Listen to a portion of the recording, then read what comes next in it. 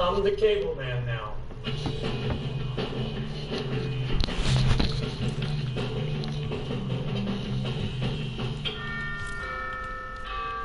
ring the doorbell, lots of chimes as I recall.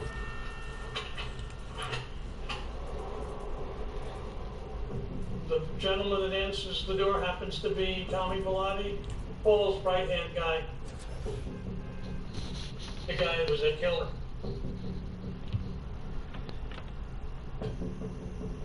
If something goes wrong, I need to get out of here immediately.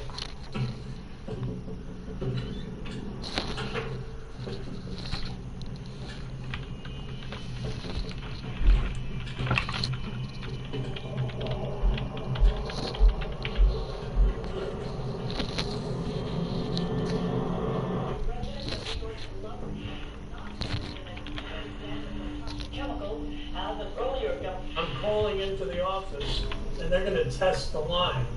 I'm actually calling Bart, who's my other agent out there, and when I go, I'm tapping on this, and as I'm tapping, he's making interference, TV's blinking. Jesus Christ, get ready now! Pre-planned, all orchestrated, bench tested before I went, including my level of uncooperativeness. On that thing, like, we have to come back. You have to make an appointment. They don't like appointments. So, no appointment. We're going to do this thing, we're going to do this right now.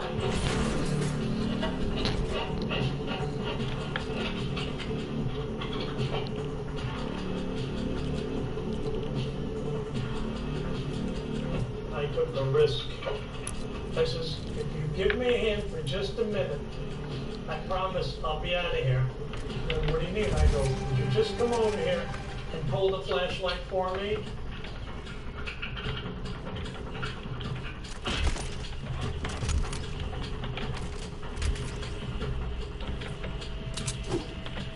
So Tommy Bellotti helped me while I stole the device that had the microphone in it.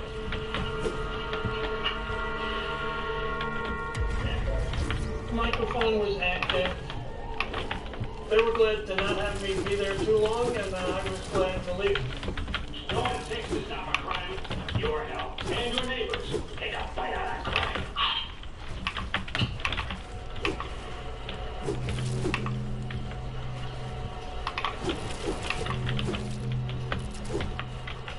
Everybody was just thrilled with the successful installation of the wire in Paul Castellano's house. I mean, that was just wow.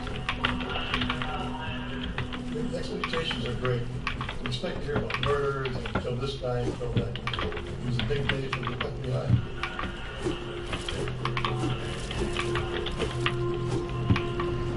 Paul Castellano, the boss of the Gambino band, was on tape.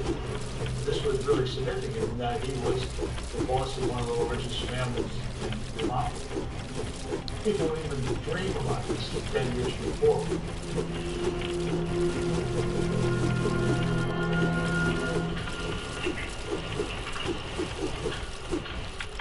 The sound of a mafia kitchen, you know what it is? It's eggs being beaten in a bowl. I don't recall listening to any meetings with others. I just remember Castellano and Gloria talking. Gloria was the maid in this giant mansion that they had. She cleaned and cooked, and she'd been there for quite a while. I got this impression she has a certain amount of personality, and they clicked. And you'd listen to this and go, what is that? All right, stop it here and back it up, and the reels would go around. Let's play it again.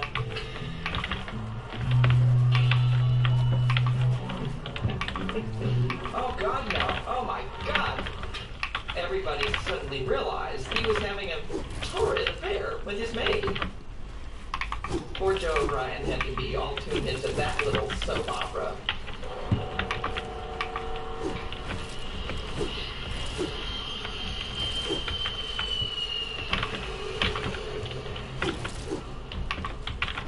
My job was to make a prosecutable case against Paul Castellano. I had people talking to me that didn't even know they were informants, including, Castellanos, made mother, Gloria Olarte. She would take pictures, family pictures and pictures of Castellano meeting his associates. She gave me those photographs. But she was an unwitting source. She didn't know about the bug in Castellano's house.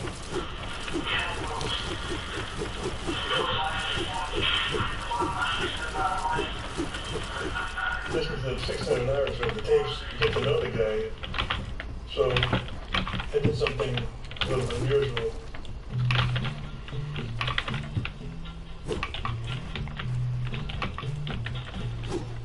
I started sending him greeting cards,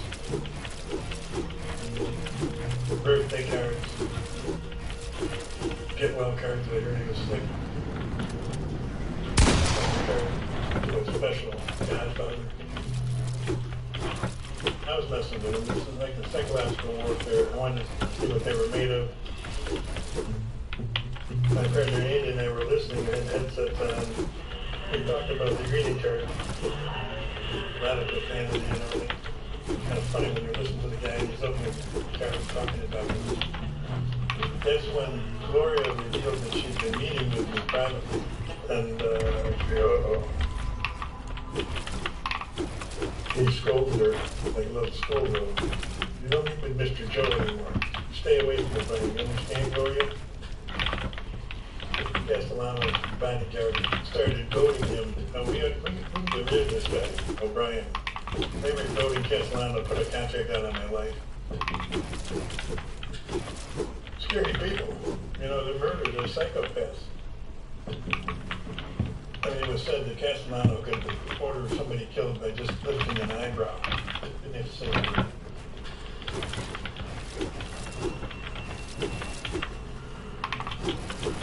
If he had gone sound, it would have been all over for me.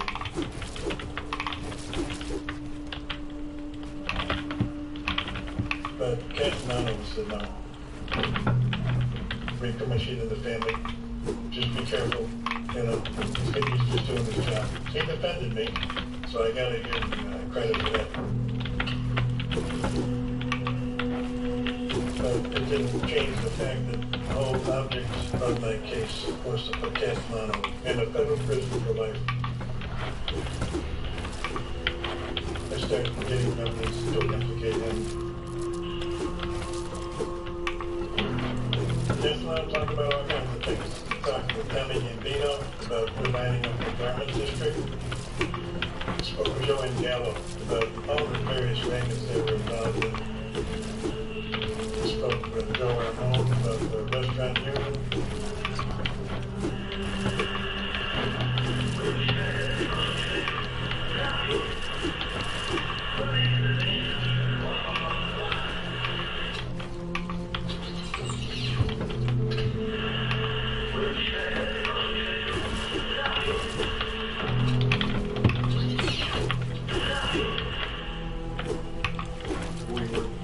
More and more about their involvement with the labor movements. Another important information that showed the real problem of organized crime, that the organized crime groups control the major labor unions in this country.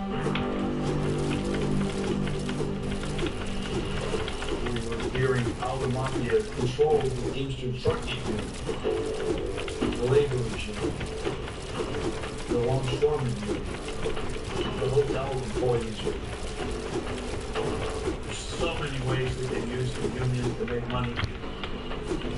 They can extort companies, give their friends jobs, they can give them health benefits. The mob had a lot of power because we control the unions. We go on strike with the Teamsters, 2.5 million people stop working. That's a lot of power. Not to mention the pension funds that you had at your disposal. You got hundreds of millions of dollars sitting there in the bank that you can move anywhere you want. You control bankers that way, you control insurance companies that way, and we use that. You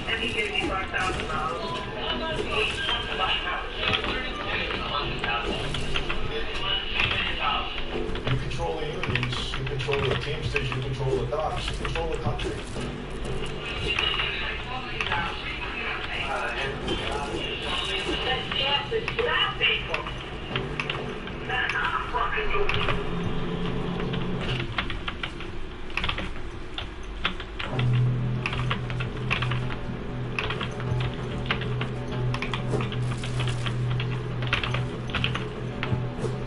feeling it today.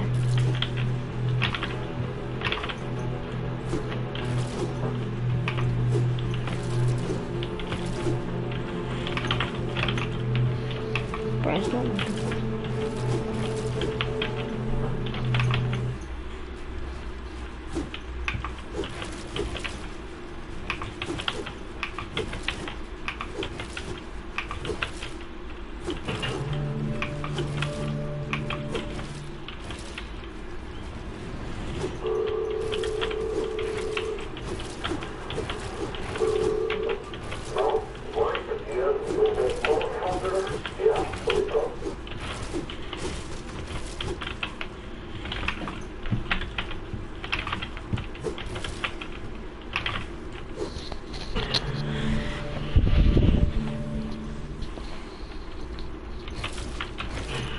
Fellow citizens, I'd like to speak to you tonight about our future, about a great historic effort to give the words freedom, fairness, and hope new meaning and power for every man and woman in America. The early 80s was a golden era of our life, the mob. New York was the seat of power for that life all over the world.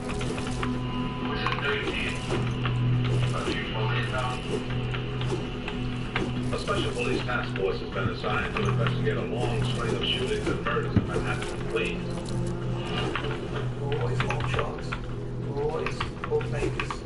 And we're always drug dealers. But we diversify like you would in stock. It's not just one industry. You too can help us unlock the doors to a golden future. You too can become leaders in this great new era of progress, the age of the entrepreneur. We prospered because we infiltrated every fabric of society. I'm the guy on the street with the numbers business, all the way up to unions. You got something to do about them, Bob. I'll have that different line all around your place. Police in New Jersey say the deaths of 2 longshoremen officials may also be mob-related.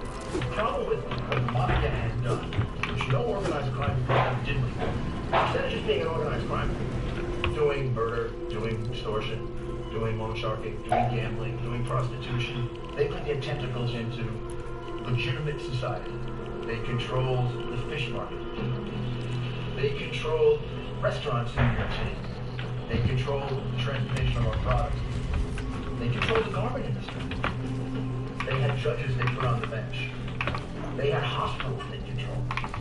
The docks, the ships. I'm not going on.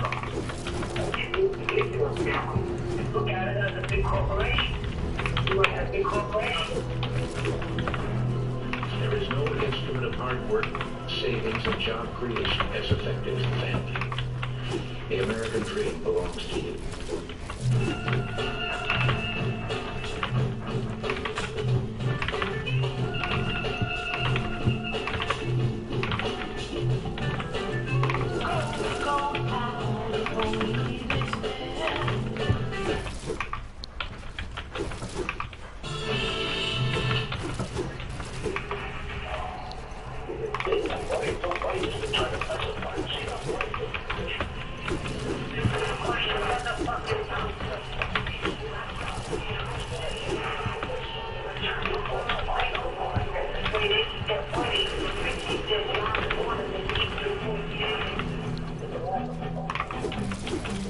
The intention was to develop a RICO case against each of the mafia families.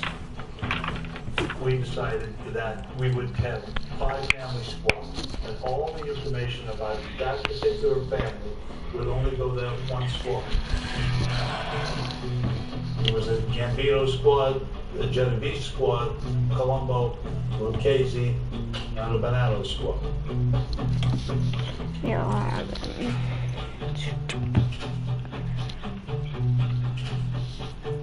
The purpose of this was to collect the information about each of those families, either from wiretaps, or from informants, or from surveillance, to go after the hierarchy of the family and their involvement with the labor unions, until you got enough evidence that you could use that to bring the whole organization down.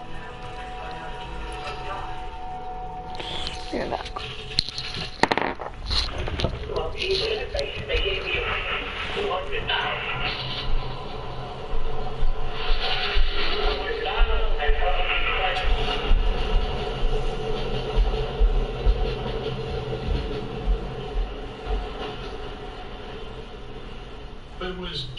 1982, I'm assigned to the Colombo Squad.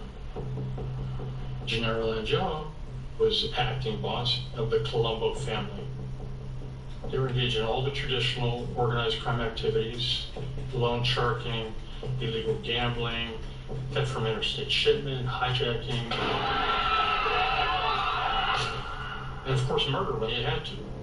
So we needed evidence to put together prosecutable cases. While we're surveilling Gennaro Langella, we see that on Fridays he would go to the Casa Storta restaurant. It was an Italian restaurant in Brooklyn, and it turned out to be a meeting place for the hierarchy of the Colombo family. My supervisor says to me, John, I have an assignment for you. You're going to be charged with getting a bug in the Casa Storta restaurant. The idea was to scope it out and figure out where to put this bug. I try to be interested in the food, the table, and my date.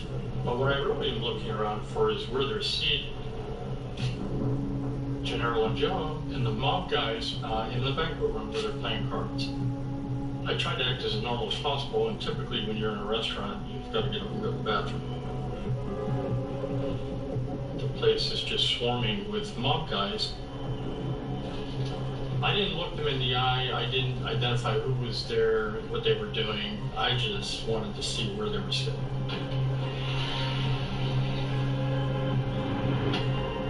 At that point now, you've got to lay out the place. You have a real good idea of where they're spending their time and where to place the bug.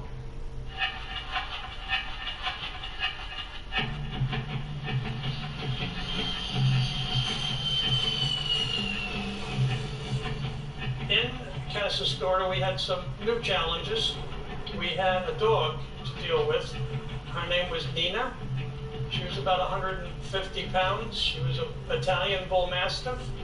And when you were having dinner, Nina was walking around the restaurant, and if you didn't like the fact that Nina was joining you for dinner, go eat someplace else. You have to think like a criminal. And I saw that there was no alarm-related issue to deal with. There was no back or side door that I could, put ajar. There was nothing other than we had to go in through the front door. First, we get the lock guys to work on the locks.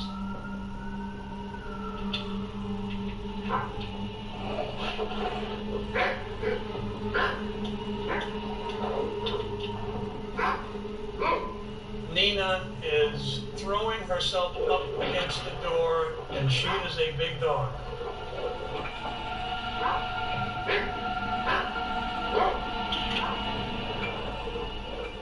We're ready to do the entry. Instead of me being the first one in, Arthur with his injectable is going to go in, but he's having anxiety over how old Nina is. He's not sure he should poke her, because none of us wants to harm any animal. Once the door opens, Nina backs up a little bit. He sticks his leg in the door to sort of shoo her. She grabs his boot, backs up, closing his leg in the door, and he is stuck. We have to protect ourselves. The worst case, you'd have to shoot a dog.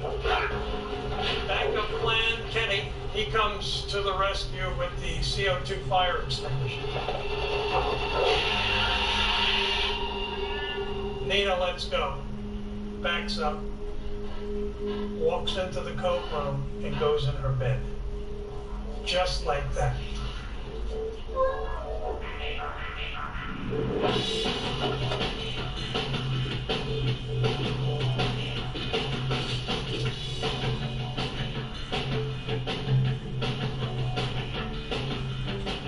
We get the job done, installing a microphone above the table, and we're out of there.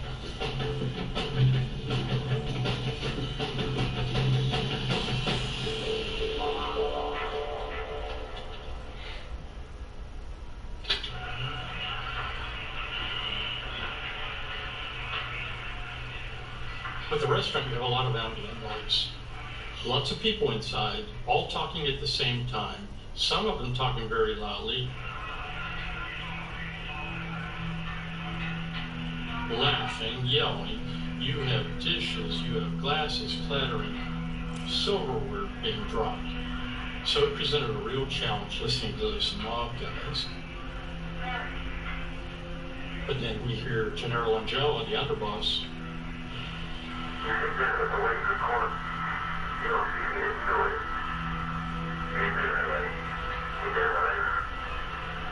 At that point, two mob guys enter the restaurant, and we hear them being greeted, and I hear one of them say, "That wire looks like it doesn't belong."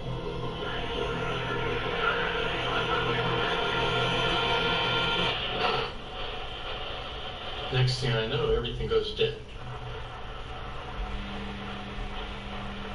They were on to us.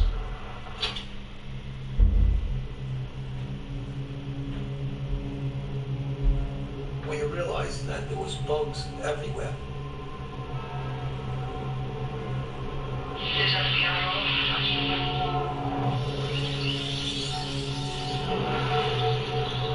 The club's bugged, the car is bugged. Sometimes one of the guys you're talking to he's wearing a wire on his body. I had fucking agents all around me. They're looking for me. Sure you know what you're doing? They've wired up parking meters. They've wired up bushes. They've wired up homes. I got the mic. And if you make the wrong move, and a lot of guys have, they end up dead for it, and a lot of guys in jail for it. He has dreams, this guy.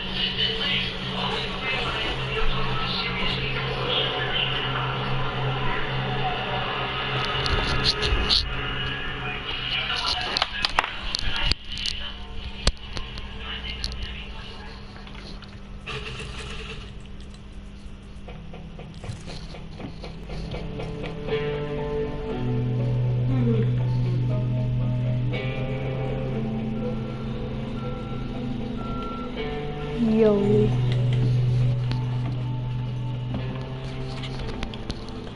1981, I was asked to investigate the case of crime families' influence in the garbage collection industry on Long Island. At that point, we knew Tony Ducks Corallo was the boss of the case of crime family. Tony Ducks grew up on the Upper East Side of Manhattan, and he became a soldier many years before. He rose in the ranks, and he eventually took over the crime family and became the boss. He was assigned to the unit that did backgrounds and intelligence on organized crime. So we knew Tony Ducks was a character. His nickname was because he had this ability to duck subpoenas, and when they were coming to arrest him on something, he was never home. He was ducking out.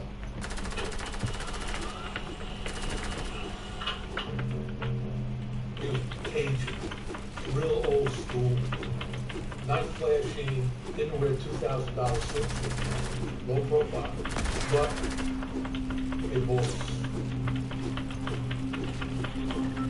Our investigators start making inroads into the case of crime family. And we eventually worked our way up from informants to wiretaps, ultimately identifying Sal Avellino. Sal Avellino was a soldier in the Lucchese crime family. A Long Island guy. He drove a black Jaguar, four-door.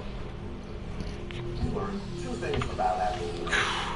One is that he was the industry specialist for garbage in the Lucchese crime family. And the second thing was that he drove Tony Ducks Corallo in his Jaguar. He became his chauffeur of his crime. So we knew, obviously, that they were discussing issues that would give importance to us and provide evidence for us. But to get the warrant, to put a bug in the car, was extraordinarily difficult. The question was how you prove to a court that the two individuals in the car would be having conversations about a particular crime.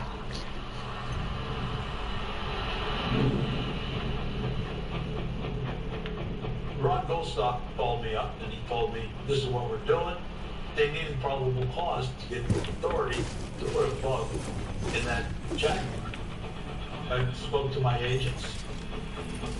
Costa said, what do we know about it? So I needed to see one of my case informants. Meeting the informant was always a concern because the last thing you need to do is be seen, because that would be the end of the informant. You would be killed. I had a hotel room in Midtown. I would call the informant and say, all right, meet me at the usual spot. What I needed to know, does Anthony Corrado discuss family business with Sal Adelino when they're driving? The answer is yes, he does. And if you get a couple of sources, very good sources, that say the same thing, that's enough to satisfy a judge to get a warrant to bug the car.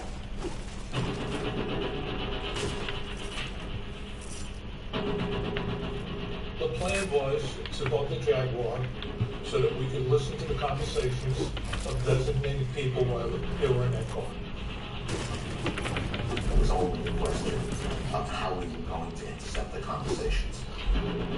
And so we got an identical car and we started to work on the car. These were really superb technicians. They started taking it apart, putting the bug in various places, then putting it back together again, testing it out, taking it on the road, seeing where there was noise, seeing where there was interference, seeing where we could get the best quality. And they determined somewhere behind here. And once they knew where they wanted to put the bug, now they started timing themselves.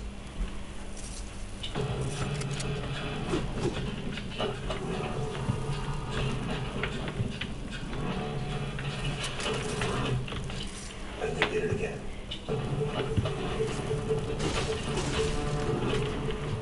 And they did it again. And they did it again. Until they were satisfied it was the best they could possibly do it.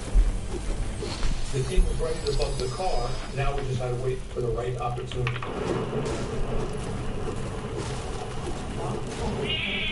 One night, Avelino pulled his car into a location where there was some event being conducted, and it was a rainy night.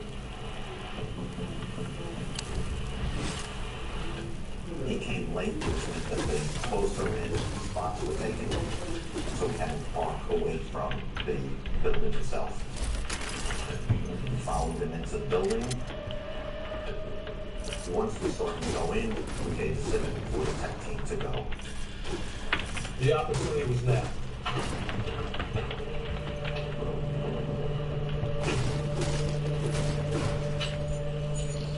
Because of the they carried plastic with them.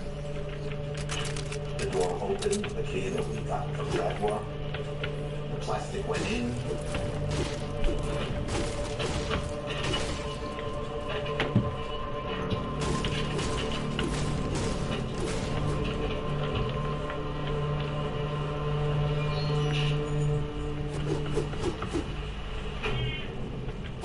We didn't know whether or not the recording would actually work.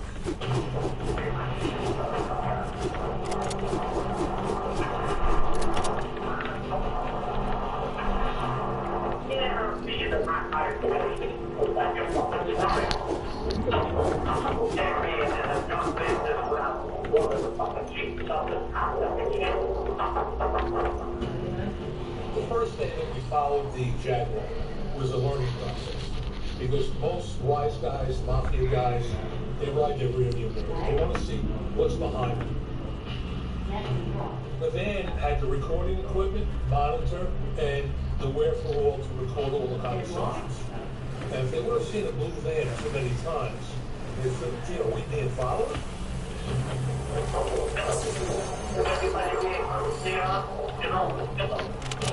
So we would have 3 or 4 chase cars, all different makes and models and colors.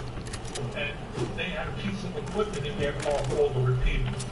They would receive the signal being put out by the transmitter, and that repeater would increase the power of the transmitter to allow the van to be a little further away. To keep the signal, the repeater car had to stay close. When you're driving a car, the FBI was always on our minds. You know, a lot of people drive real fast. It seems they would follow, there's several cars following you. And then there's guys that were a little smarter too. They would tell me, when you drive fast, you drive real slow. If you drive real slow, well, then you're going to notice them because they're driving real slow. If they're going to make a right-hand turn down the street, you don't turn right behind them, you lay back. And you kind of sneak up so he's into the next block, and you kind of take a peek, you play behind the seat now. Sometimes you might get a couple of cars in between you and him. That could cause a problem. I think that we're too smart for them. It ain't going to be me, it'll be the next guy that's getting caught. I don't get caught. So we would run red lights. If he makes the red light and we don't, well, we don't want to wash out the whole day. So there were times when you might have to go up on the sidewalk to get around cars that stop for a red light, and then carefully go through the red light. Some of them tend to make some accidents, like going around the block 2 or 3 times. Thank God Sal did not do it, which made following him a little easier.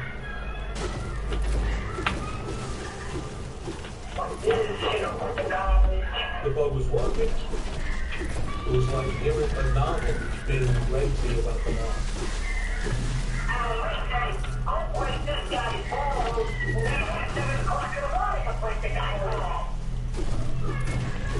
Put the salad away one time. And when he came home from vacation, he went to start his car. It didn't work. Oh shit. We killed the battery because the bug was wired to the battery. So fortunately, we had wiretaps on a couple of telephones. And we heard Sal call the car company complaining, I want you to come pick up the car and fix it once and for all. Shit, how do we do this? We're going to disconnect the bug. Then they can do all the tests they want, and they won't find it because it won't be draining electricity. A flatbed comes and drives away with the car. We had a uniform Suffolk County highway unit stop the truck. And as luck would have it, the driver of the tow truck had a suspended driver's license. So they got him away from his rig and over towards the police car, which allowed one of our technicians to get into the Jaguar, disconnect the bug, and get out. All within about 4 minutes. That presented a problem for the church. How did you use the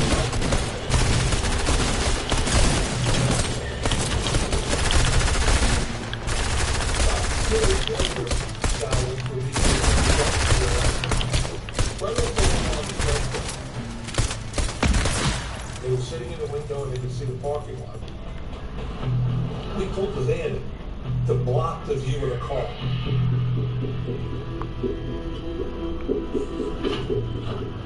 Yeah, sure, okay.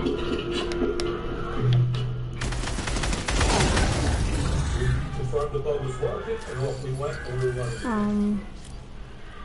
I don't... Now, let's take somebody, let's take a son, a boy, somebody put them in control and a shot. Let's take somebody's daughter, whatever Jesus, that's what takes. That's black people. That's our fucking union. The recordings about the sanitation industry in Long Island were very important. Right now, we as the association, we control these borders, right? Now, when we control the men, we can control the bosses even better now. Because now they really are bossing us, right? Wait, can you hear me? He's showing the influence, the control of the mob over the industry, total control over the industry. And the money, the economic harm it was doing to commerce was astronomical. Yo, okay. They control the association, they control the union. So they control the basic cost of picking up the garbage. I own the store and I have to use this garbage truck. I have no choice. And I have to pay him what he wants. There is no competition. A strong union makes money from everybody, including the wise guys. Oh, I gotta even make more money. No, I can't right now, man. Bravo. If you didn't cooperate with the mob, you might get killed. The sanitation men had reported to work before 6, but that quiet morning became violent when a gunman entered the office. Why you gotta do that? That's not a line. How did you got the whip? It was more than gold dust. This was gold dust. The reporters that were being made to take down the horses that were crazy about too.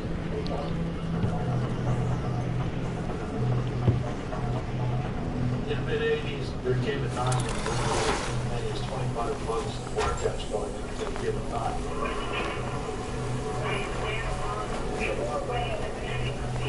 We're getting a great picture. We were identifying those industries and unions that had to be cleaned up.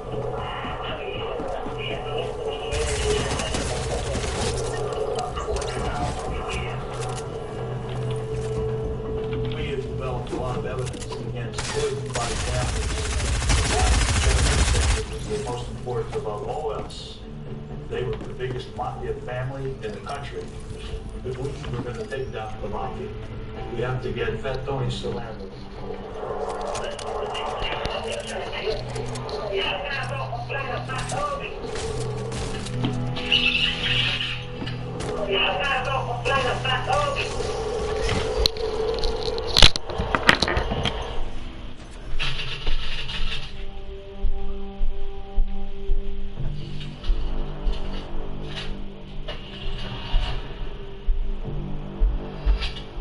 We started looking at Fat Tony in 1983. From the perspective of the FBI, looking at the Genovese family, Fat Tony Salerno was the ultimate target. For the most part, while we were watching him, he was at the Commonwealth Social Club on 115th Street in East Harlem, which was a strong enclave. As a New Yorker, we saw a heartbreak of people that were being targeted by organized crime. Mom and pop people who were trying to make it go over here were being shaken down.